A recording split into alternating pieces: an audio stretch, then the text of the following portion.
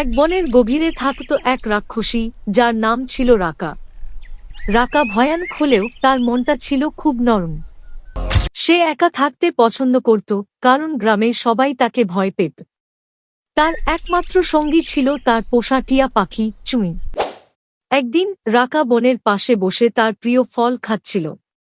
হঠাৎ সে দূর থেকে ছোট একটি মেয়ে দেখতে পেল। মেয়েটি বনের মধ্যে হারিয়ে গেছে এবং কান্না করছিল। রাকা তাকে দেখে প্রথমে ভয় দেখানোর কথা ভেবেছিল, কিন্তু মেয়েটির কান্না দেখে তার মন গলে গেল।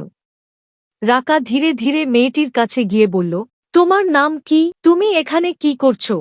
আমার নাম মিনা। আমি বনে খেলতে এসে পথ হারিয়ে ফেলেছি। তুমি আমাকে খেয়ে ফেলবে না তো? রাকা হেসে বলল, না রে বোকা, আমি খারাপ না, চলো আমি তোমাকে তোমার বাড়ি পৌঁছে দিই।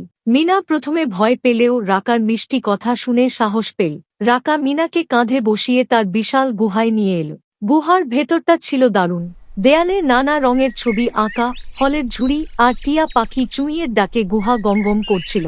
রাকা বলল, তুমি ক্ষুধার্ত হলে বলো, আমার কাছে অনেক খাবার আছে।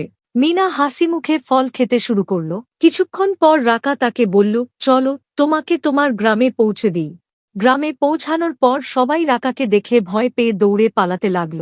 মিনা চিৎকার করে বলল, ডরিও না, রাকা আপু খুব ভালো, উনিই আমাকে বাঁচিয়েছেন। গ্রামের লোকেরা অবাক হয়ে গেল। তারা বুঝতে পারল রাকা আসলে কারো ক্ষতি করতে চায় না। এরপর থেকে রাকাকে গ্রামে আমন্ত্রণ জানানো শুরু হলো। সে বাচ্চাদের গল্প শোনাত, তাদের খাওয়াত আর সবাই মিলে দারুণ সময় কাটাত। এইভাবে এক ভয়ানক রাক্ষসী হয়ে উঠল সবার প্রিয় বন্ধু। এই রকম কার্টুন ভিডিও পেতে চ্যানেলটি সাবস্ক্রাইব করুন।